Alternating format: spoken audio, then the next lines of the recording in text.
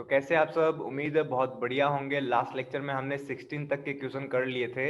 आज के लेक्चर में हम 16 से आगे के क्वेश्चन सॉल्व करना स्टार्ट करेंगे। कोशिश करेंगे इस लेक्चर में भी हम 15 से 20 क्वेश्चन सॉल्व कर लें, ठीक है। चलो तो स्टार्ट करते हैं 17 वाले क्वेश्चन से। 17 वाले क्वेश्चन की खास बात यह है कि इसमें more than one answer correct हो सकते हैं।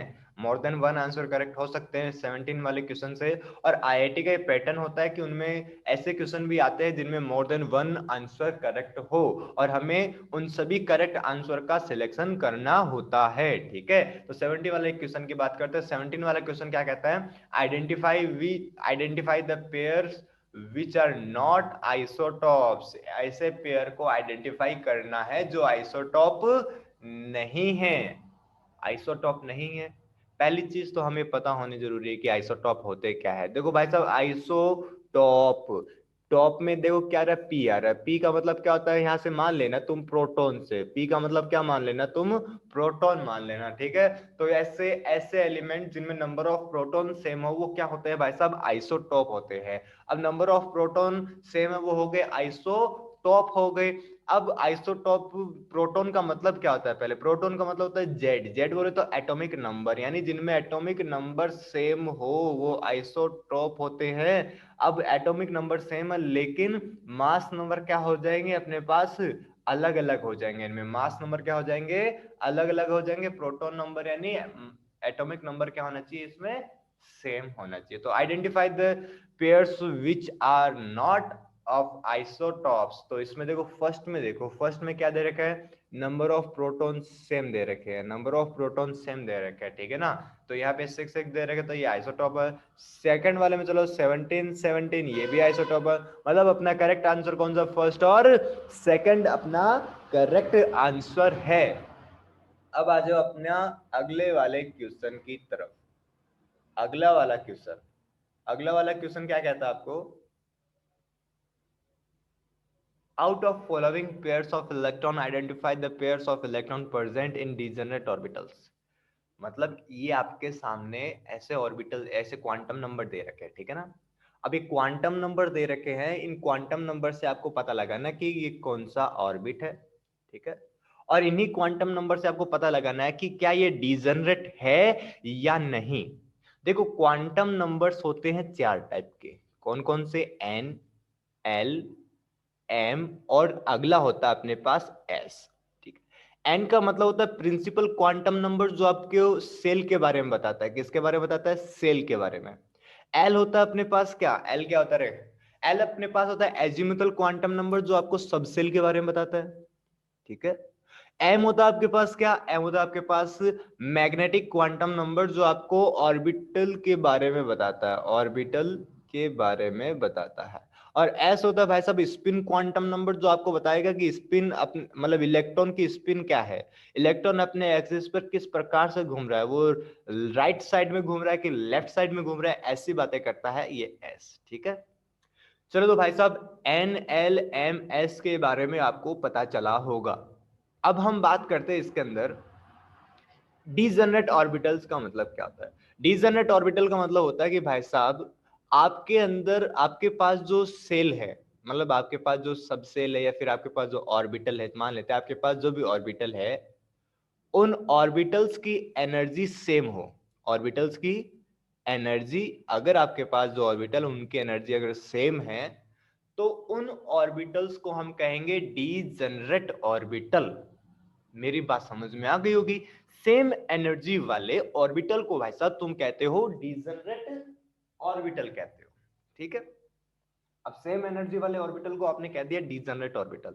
अब आपको कैसे पता चलेगा कि कौन सा सेम एनर्जी वाला है? तो मैं बता दूं कि अपने पास कोई एक सबसेल है, जैसे डी सबसेल हो गया, ठीक है। डी सबसेल के जितने भी जो 5 ऑर्बिटल होते हैं, डी सबसेल के पास 5 ऑर्बिटल होते हैं, ठीक है ना। डी सबसेल के जितने भी जो ऑर्बिटल होंगे सबकी एनर्जी क्या रहती है? जनरली सेम रहती है, ठीक है ना। सबकी एनर्जी जनरली सेम रहती है, इसलिए इनको क्या कहते हैं हम? Degenerate orbital. जैसे मैं बोलूं पी की, पी में 3 ऑर्बिटल होते तो पी के तीनों की एनर्जी क्या रहती है? सेम रहती है। अगर मैं बात करूं एफ की, तो एफ के अंदर 7 ऑर्बिटल होते हैं, सातों की जनरली एनर्जी क्या रहती है? सेम रहती है, ठीक है। अब 7 के बाद अपने पास क्या आता है इसके अंदर? एस ऑर्बिटल की बात करें तो एस के अंदर एक ही ऑर्बिटल होता है, तो वो तो सेम एनर्जी का हो ही गया, एक में क्या एनर्जी का कंपैरिजन करोगे तुम, ठीक है। तो इसका मतलब हुआ कि एक ही सबसेल के अंदर कुछ ऑर्बिटल पाए जाते हैं, वो सारे के सारे सेम एनर्जी वाले होते हैं। अब मैं बोलूं कि भाई साहब देखो 4D है और एक 3D है, ठीक है। तो 4D और 3D की बात करें तो सबसेल तो सेम है, ठीक है। सबसेल सेम है, क्या इनकी एनर्जी सेम होगी? नहीं, अरे नहीं, यहाँ पे देखो नंबर ऑफ सेल क्या हो गए, चेंज हो गए। मैं बोलूं कि एक तो 3DXY है, एक 3DYZ है। तो एक ही सबसेल के एक ही सेल में जितने भी जो ऑर्बिटल होते हैं वो सेम एनर्जी के होते हैं। अलग अलग सेल के एनर्जी के ऑर्बिटल, मतलब अलग अलग सेल वाले ऑर्बिटल सेम एनर्जी वाले नहीं होते, ऐसा ध्यान रखना भाई साहब।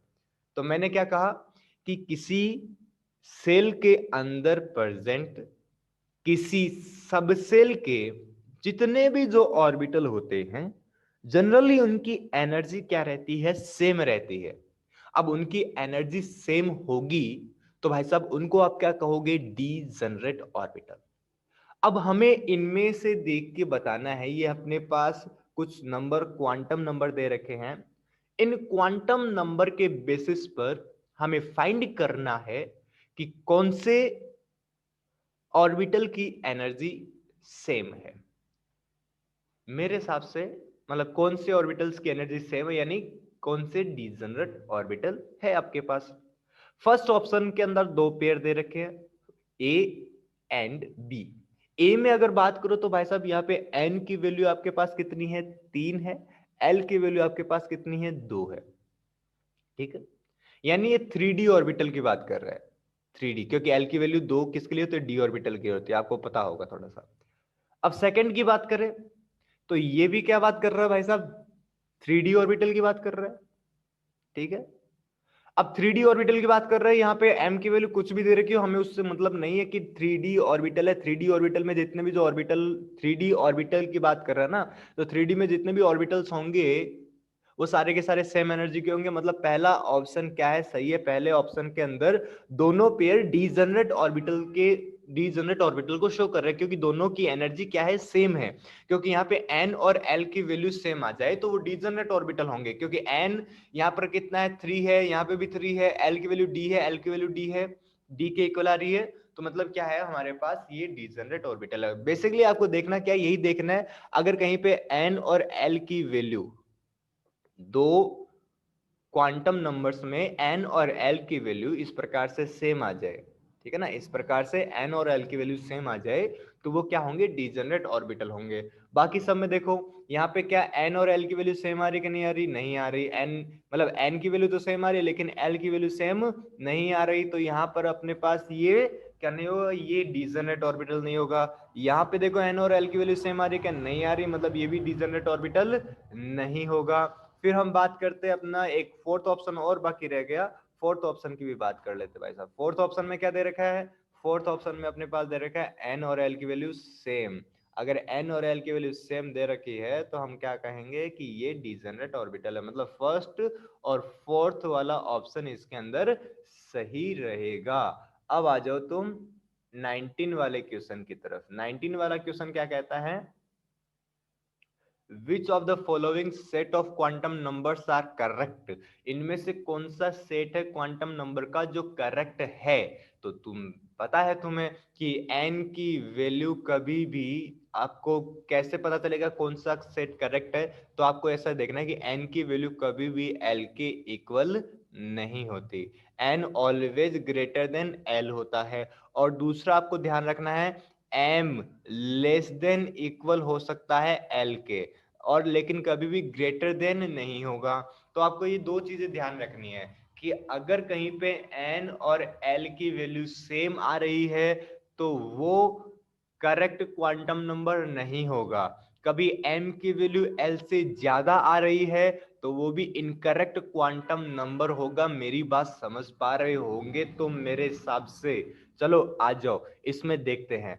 फर्स्ट ऑप्शन में n की वैल्यू कितनी है, 1 है, l की वैल्यू कितनी है, 1 है। तो कभी भी n और l सेम नहीं होंगे, इसका मतलब फर्स्ट ऑप्शन क्या है, गलत है। सेकंड ऑप्शन की बात करते हैं। सेकंड ऑप्शन में n की वैल्यू दे रखी है 2, l की वैल्यू दे रखी है 1, और m की वैल्यू कितनी दे रखी है अपने पास, मैग्नेटिक क्वांटम नंबर कितना दे रखा है +1। ये हो सकता है भाई साहब, ऐसा हो सकता है, मतलब सेकंड वाला सही है, अभी मैंने बताया था आपको। फिर आ जाते हैं थर्ड वाले पे। थर्ड वाला क्या अपने पास 322, ये भी पॉसिबल है, यानी एल की वैल्यू कितनी है, एन की वैल्यू अपने पास 3 है, ये 2 है, और ये कितना है, ये पॉसिबल है। फोर्थ वाले में आ जाओ। फोर्थ वाले में देखो एल की वैल्यू एन से ज्यादा दे रखी है। देखो यहाँ पर मैंने कहा था एन ऑलवेज ग्रेटर देन होता है एल, इक्वल भी नहीं होता, लेकिन यहाँ पे एल की वैल्यू एन से ज्यादा दे रखी है, तो मतलब ये ऑप्शन भी क्या हो गया, गलत हो गया। तो सही ऑप्शन कौन सा इसमें, सेकंड और थर्ड वाला ऑप्शन क्या इसमें सही है। ठीक है, चलो अगला क्वेश्चन तो बहुत ही इजी क्वेश्चन है, एक छोटा बच्चा भी इसको सही कर देगा। In which of the following pairs the ions are isoelectronic. Isoelectronic देखने, इसमें कुछ नहीं देखना। यहाँ पे फर्स्ट की अगर बात करें Na+ और Mg+2, Na+ का मतलब क्या हुआ, Na में कितने इलेक्ट्रॉन होते हैं, Na में होते हैं 11 इलेक्ट्रॉन, प्लस कर दिए तो कितने इलेक्ट्रॉन हो गए 10 इलेक्ट्रॉन। Mg कितने नंबर पे आता है, 12 नंबर पे आता है, क्या Mg नहीं आता, 12 नंबर पे आता है। कितने इलेक्ट्रॉन होंगे फिर इसमें, 12 इलेक्ट्रॉन, +2 कर दो, कितने इलेक्ट्रॉन हो जाएंगे, मतलब 2 इलेक्ट्रॉन बाहर निकाल दिए, 10 इलेक्ट्रॉन। मतलब फर्स्ट में 2 सोडियम आयन और मैग्नीशियम आयन दे रखे हैं, वो क्या है, वो आइसो इलेक्ट्रॉनिक है। फिर आ जाओ, क्या सेकंड वाला आइसो इलेक्ट्रॉनिक है, बिल्कुल नहीं। थर्ड वाला आइसो इलेक्ट्रॉनिक है, थर्ड वाला आइसो इलेक्ट्रॉनिक है, थर्ड वाला आइसो इलेक्ट्रॉनिक है, फर्स्ट वाला आइसो इलेक्ट्रॉनिक है, बाकी दो आइसो इलेक्ट्रॉनिक नहीं है। नंबर ऑफ इलेक्ट्रॉन देखने भाई सब, और कुछ नहीं देखना इसके अंदर। फिर आ जाते हैं अपने पास 21 वाले क्वेश्चन पर। 21 वाला क्वेश्चन बहुत बढ़िया क्वेश्चन है। 21 21 21 21 वाला क्वेश्चन क्या कहता है, which of the following statement concerning the quantum numbers are correct. इनमें से कौन सा स्टेटमेंट है जो क्वांटम नंबर के बारे में सही सही बातें करता है, गलत बातें नहीं करता। तो इसमें फर्स्ट ऑप्शन की बात करते हैं, angular quantum number. Angular quantum number का मतलब होता है एजीम्यूथल क्वांटम नंबर, जिसको एल से रिप्रेजेंट करते हैं, जो सबसेल के बारे में आपको बताती है। चलो ऑप्शन पढ़ते हैं वापस से। Angular quantum number determine the 3 dimensional shape of orbital. बिल्कुल सही बात है, angular quantum number 3 dimensional shape को डिटरमाइन करती है। सही है ना, डिटरमाइन करती है भाई साहब। एंगुलर क्वांटम नंबर या azimuthal quantum number shape of orbital के बारे में बताती है, वो 3D शेप के बारे में बताती है। ठीक है ना, चलो नेक्स्ट क्वेश्चन पे। Principal quantum number determine the orientation and energy of orbital. बिल्कुल गलत बात है, ये एनर्जी ऑफ ऑर्बिटल के बारे में आपको बिल्कुल भी नहीं बताती है, ओरिएंटेशन के बारे में भी आपको नहीं बताती, ये सब सेल के बारे में आपको बताती है, और सेल के साइज के बारे में आपको बताती है। इसके अलावा प्रिंसिपल क्वांटम नंबर आपको कुछ भी नहीं बोलेगी। थर्ड वाले क्वेश्चन में आ जाओ। थर्ड वाले क्वेश्चन में आके आता है magnetic quantum number determine the size of orbital. Size of orbital के बारे में भाई साहब मैंने पहले ही बताया था, प्रिंसिपल क्वांटम नंबर बताते हैं, इसके अलावा कोई भी quantum number size of orbital के बारे में नहीं बताता। फोर्थ वाला ऑप्शन देखो, बहुत बढ़िया ऑप्शन है, spin quantum number of an electron determine the orientation of the spin of electron relative to chosen axis. बिल्कुल सही बात है, spin quantum number of an electron determine the orientation of spin of electron relative to the chosen axis।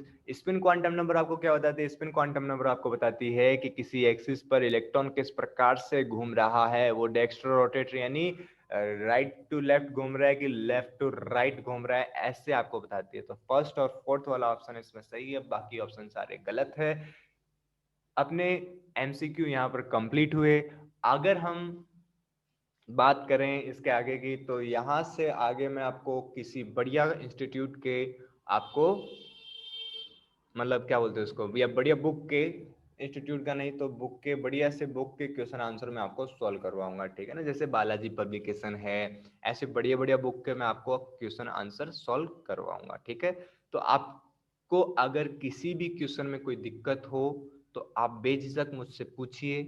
Next वाला जो video upload होगा वो इसी के बेस पर अपलोड होगा कि अपना इस वीडियो में क्या रिस्पॉन्स रहा है। ठीक है, ठीक ठाक सा रिस्पॉन्स रहा तो भी मैं अपलोड कर दूंगा। ठीक है, ऐसे थोड़ा मोटिवेशन रहता है अंदर से कि हाँ भाई इतना अच्छा रिस्पॉन्स रहा है तो हम नेक्स्ट वीडियो अपलोड करें। अब इसमें कोई रिस्पॉन्स ही नहीं रहा, तो फिर तो अपना सारा मोटिवेशन चूर चूर हो जाता है। चलो आगे हम बात करते हैं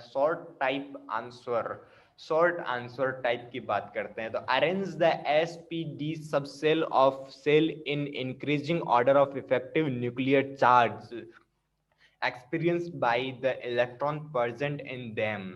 तो यहाँ पर बोल रखा है कि एस पी डी 3 सबसेल आपको देकर दे रखे किसी भी सेल के, ठीक है, इनके ऊपर इफेक्टिव न्यूक्लियर चार्ज को आपको बताना है। तो भाई साहब मुझे एक बात बताओ, इफेक्टिव न्यूक्लियर चार्ज क्या होता है? न्यूक्लियस के द्वारा, बाय द न्यूक्लियस के द्वारा किसी भी इलेक्ट्रॉन पर लगने वाला total net attraction force, the total net attraction force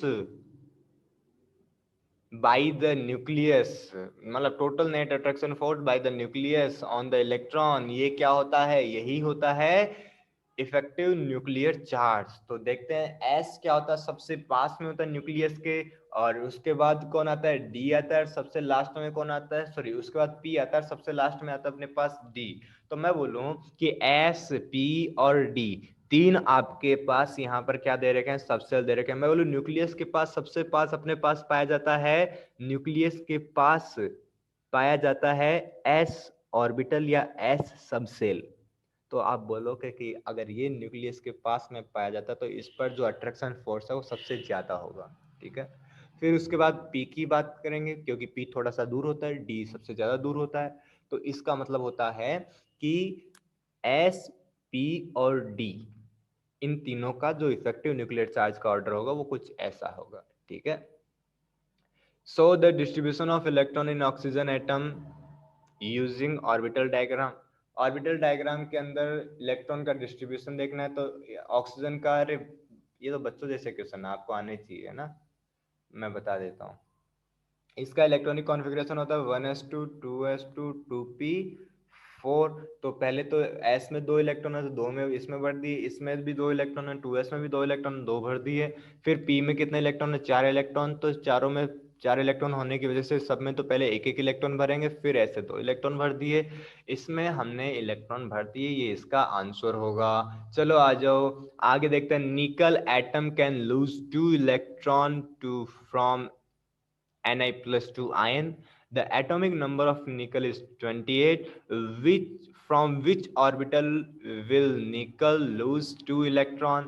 ये तो बड़ा ही अच्छा क्वेश्चन नहीं है, बहुत इजी क्वेश्चन है। निकल एटम का आउटर मोस्ट सेल का इलेक्ट्रॉनिक कॉन्फ़िगरेशन क्या था? 3d8 4s2। तो इलेक्ट्रॉन हमेशा आउटर मोस्ट सेल से निकलेंगे, यानी यहाँ से 4s से इलेक्ट्रॉन निकलेंगे, बस और कुछ नहीं है इसमें, यही आंसर होगा। चलो आ जाओ, इसमें डिजनरेट ऑर्बिटल देखने हैं। तो एक ही सेल के, एक ही सब सेल के जितने भी जो ऑर्बिटल होते हैं डिजनरेट होते हैं, यानी 3d अक्स, 3d z² और 3y z, ये क्या हो जाएंगे?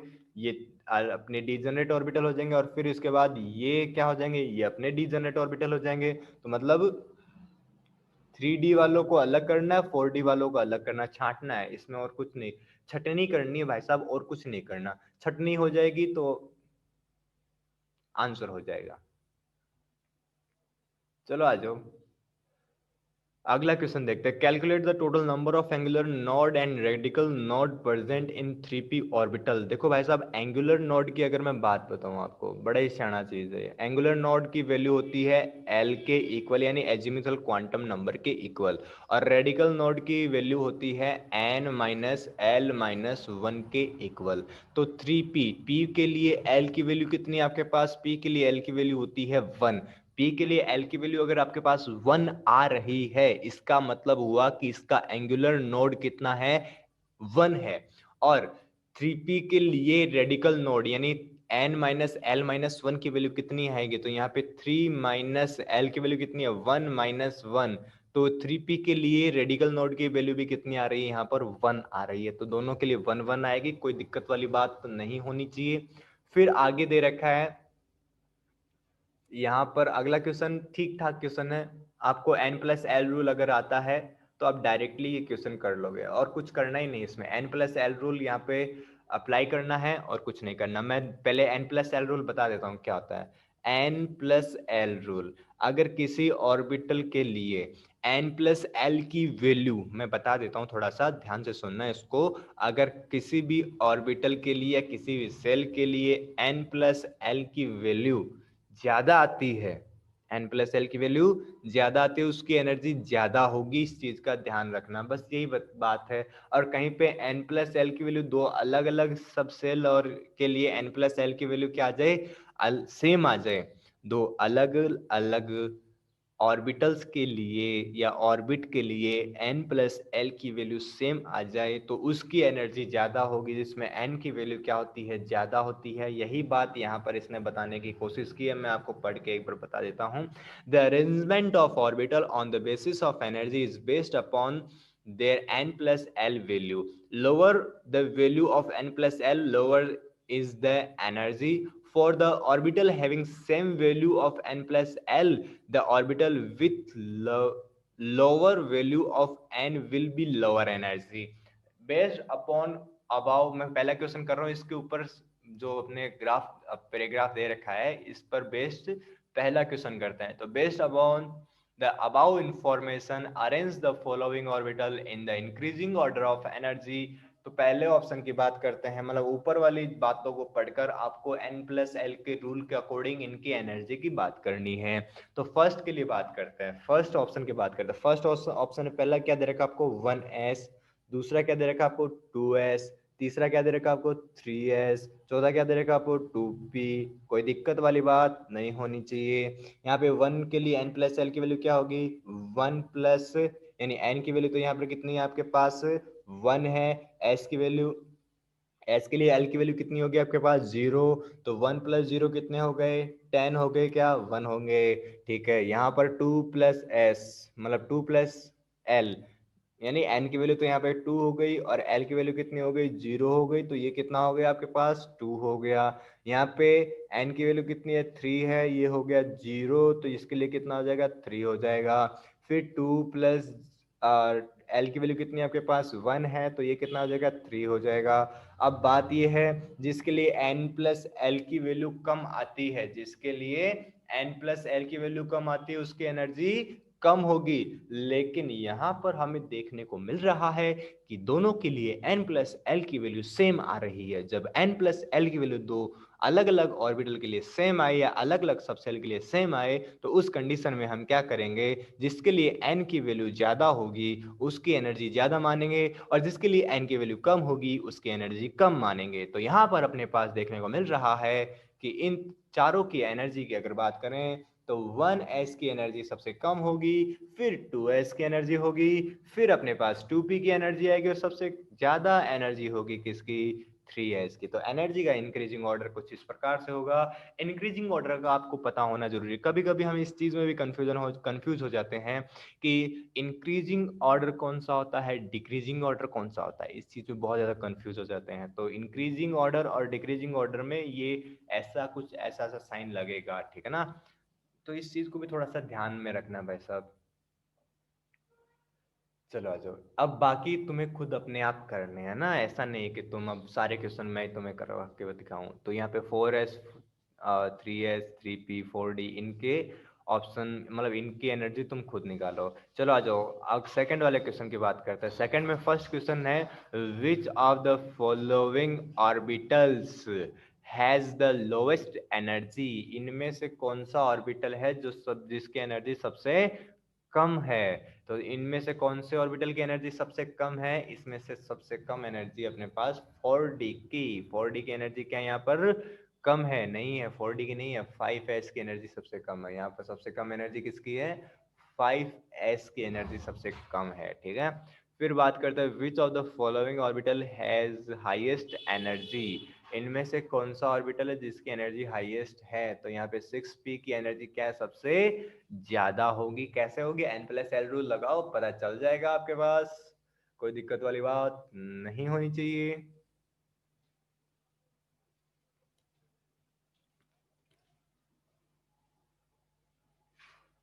अगला अपने पास आता है क्वेश्चन नंबर 28। क्वेश्चन नंबर 28 क्या कहता है, which of the following will not show deflection from the path on passing through the electric field। देखो भाई साहब, मैं यहाँ पे एक इलेक्ट्रिक फील्ड लगा दूं, यहाँ पे कहाँ पे लगाऊं इलेक्ट्रिक फील्ड? मैंने यहाँ पर एक इलेक्ट्रिक फील्ड लगा दिया, एक तरफ मैंने लगा दिया पॉजिटिव, एक तरफ मैंने लगा दिया नेगेटिव, और इसमें से मैं प्रोटॉन को निकालूं, फिर न्यूट्रॉन को निकालूं, फिर अल्फा पार्टिकल को निकालूं, एक इलेक्ट्रॉन को भी निकाल दिया मैंने।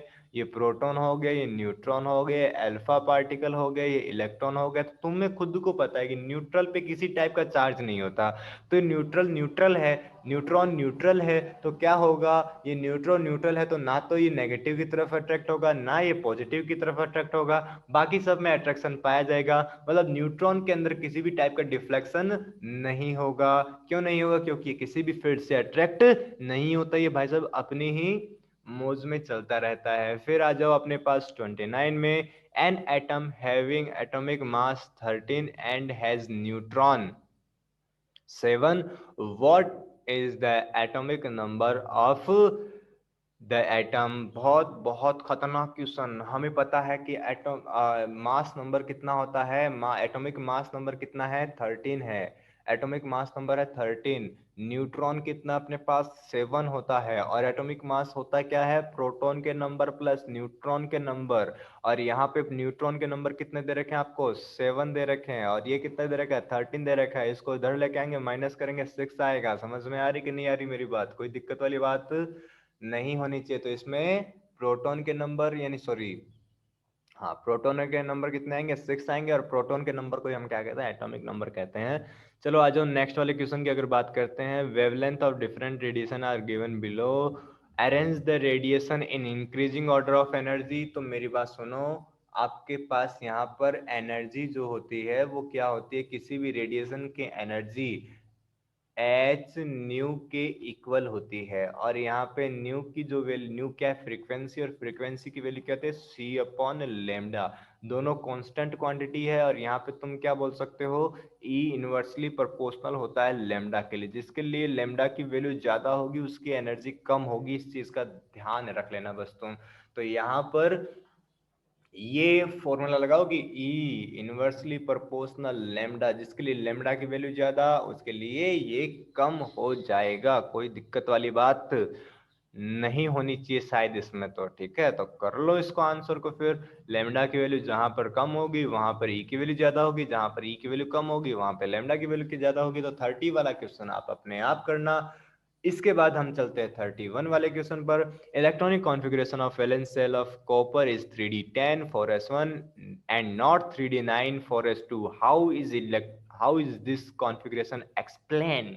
एक्सप्लेन करो इस कॉन्फ़िगरेशन को, ऐसा क्यों नहीं होता? तो मुझे पता है आपको, मैंने सेकंड क्वेश्चन में शायद ये समझा दिया था कि ये जो चीज है इसमें डी का क्या है, फुलफिल इलेक्ट्रॉनिक कॉन्फ़िगरेशन है। फुलफिल इलेक्ट्रॉनिक कॉन्फ़िगरेशन होने की वजह से 4s से एक इलेक्ट्रॉन इसमें आ जाता है। फुलफिल इलेक्ट्रॉनिक कॉन्फ़िगरेशन का जो स्टेबिलिटी है भाई साहब बहुत बहुत ज्यादा होती है, बहुत ज्यादा होती है, इसलिए ऐसा होता है। फिर आ जाते हैं अपने पास 32 वाले क्वेश्चन पर। 32 वाला क्वेश्चन क्या कहता है, 32 वाला क्वेश्चन कहता है आपको, the Balmer series in the hydrogen spectrum correspond to the transition from 1 is equal to 2 and 2 and 2 is equal to 3 4। मतलब बॉल्मर सीरीज के अंदर क्या होता है, बॉल्मर सीरीज के अंदर कोई इलेक्ट्रॉन क्या होता है, सेकंड ऑर्बिट में ट्रांजिशन करता है, किसी भी हायर ऑर्बिट से ना सेकंड ऑर्बिट में ट्रांजिशन करता है। This series line in visible region, सही बात है, जो बाल्मर सीरीज की लाइन होती है वो विजिबल रीजन में होती है। Calculate the wave number of line associated with transition in Balmer series when electron move 4 to sorry n is equal to 4 orbit. 4 to 2 में आता है इलेक्ट्रॉन, ठीक है ना। ये बोलना चाहता है कि भाई साहब आपके पास क्या है, ये 1 ऑर्बिट है, ये सेकंड ऑर्बिट है, ये थर्ड ऑर्बिट है, ये 4 ऑर्बिट है। अब बाल्मर सीरीज में कोई इलेक्ट्रॉन है वो 4 से सेकंड में आ रहा है, ठीक है ना, 4 से सेकंड में ट्रांजिशन कर रहा है। अब जब 4 से सेकंड में ट्रांजिशन कर रहा है तो इसमें जो वेव नंबर होंगे वो आपको फाइंड करना है। और वेव नंबर का फॉर्मूला क्या होता है, 1 अपॉन लेमडा। तो आपको पता ही होगा 1 upon lambda is equal to, हम क्या कह सकते हैं, 1 upon lambda is equal to होता है आर जेड स्क्वायर इंटू में 1 अपॉन एन वन का square minus 1 upon n two का स्क्वायर। इसको तुम एज ए शॉर्ट में भी लिख सकते हो, R is equal 1 upon lambda is equal to R Z square.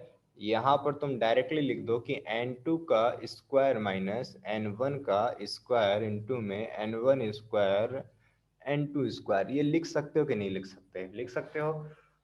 और यहाँ पर तुम इतना अगर लिख दोगे तो बहुत बहुत बढ़िया रहेगा, ठीक है। तो यहाँ पे लिखो 1/लेमडा, ये 1/लेमडा की वैल्यू आपको फाइंड करनी है। आर की वैल्यू को तुम लिख दो 912 इंटू में 10 की पावर माइनस 10, 912 एंगस्ट्रॉम होता है। जेड की वैल्यू यहाँ पे 1 है क्योंकि हाइड्रोजन एटम के लिए निकालना है, तो जेड की वैल्यू हमें कुछ रखनी नहीं है। फिर आता है भाई साहब आपके पास यहाँ पर एन की वैल्यू, तो n2 कितना अपने पास 4 स्क्वायर माइनस n1 का स्क्वायर मतलब कितना हो जाएगा 2 का स्क्वायर अपॉन में n1 स्क्वायर इंटू में n2 स्क्वायर, यानी 4 स्क्वायर इंटू में 2 का स्क्वायर, ठीक है। अब तुम इसको अगर सॉल्व कर लोगे तो तुम्हारा आंसर आ जाएगा, क्योंकि आर की वैल्यू एक होती है 912 एंगस्ट्रॉन्ग। आर की वैल्यू हम कितना मान के चलते हैं? 912 एंगस्ट्रॉन्ग भी बोल सकते हैं इसको, तुम बोल दो, कोई फर्क पड़ने वाली बात नहीं है। तो यहाँ पे तुम आर की वैल्यू अगर ये रखोगे तो इजी हो जाएगा, ठीक है ना, कोई हार्ड चीज नहीं बचेगी। अगर तुम वो वैसे लिखना चाहो तो वैसे भी लिख सकते हो, तुम्हारी इच्छा है वैसा, तुम्हारी मर्जी है। चलो इतना लिखने के बाद यहाँ से तुम ये सॉल्व कर लेना, आंसर आ जाएगा तुम्हारा। मेरे हिसाब से चीज भी आपको समझ में आ गई होगी। 33 वाला क्वेश्चन क्या कहता है? According to Broglie, de Broglie, अपना जो डी ब्रॉगली था ना, वो क्या बोला था इसने कि जो मैटर होता है वो वेव के जैसा भी नेचर शो करता है, ठीक है ना। ये मैटर वेव के बारे में इन्होंने ही बताया था, डी ब्रॉगली भाई साहब ने ही। चलो, तो according to de Broglie matter should be exhibit dual nature, बहुत बढ़िया बात है, ड्यूअल नेचर शो करता है। That it that is both particle and wave like properties, ठीक है भाई साहब, ये पार्टिकल और वेव लाइक प्रॉपर्टी भी रखता है। However a cricket ball of mass 100 gram does not move like a wave when it throw by a bowler at speed 100 kilometre per hour. Calculate the wavelength of the ball and explain why it does not show the nature. देखो बात करते हैं इसके, इसमें क्या है, अगर अपने पास कोई पार्टिकल है उसकी वेवलेंथ हमें फाइंड करनी है, तो लैम्डा की वैल्यू कितनी होती है? एच अपॉन एम वी के इक्वल होती है। लैम्डा की value h upon m v के इक्वल होती है। यहाँ पर एच की वैल्यू कितनी रखेंगे? एच की वैल्यू वही रखेंगे 6 इंटू 10⁻⁻34, ठीक है। और यहाँ पर अपने पास 100 ग्राम की बोल है, 100 ग्राम की बोल का मतलब कितना है? इसका मास 0.1 किलोग्राम है, इंटू में 100 किलोमीटर पर आवर की स्पीड से जा रही है, तो मतलब 100 किलोमीटर मीटर पर सेकंड में इसको कन्वर्ट भी करेंगे तो इसको 5/18 से मल्टीप्लाई कर देंगे, ठीक है। जब यहाँ पर इसको सॉल्व किया जाता है तो भाई साहब मैं आपको एक चीज बता देता हूँ, जब इसको सॉल्व किया जाता है तो इसकी वेवलेंथ बहुत बहुत छोटी आएगी। जब इसकी वेवलेंथ, इसमें की वेवलेंथ ऑलमोस्ट 10⁻⁻34 ऑर्डर में आएगी, इसका आंसर इतना आएगा लगभग लगभग। तो जब इसका आंसर बहुत, इसकी वेवलेंथ बहुत कम है, तो ये हमें नेक्ड आइज से दिखाई नहीं देती है, यानी इतनी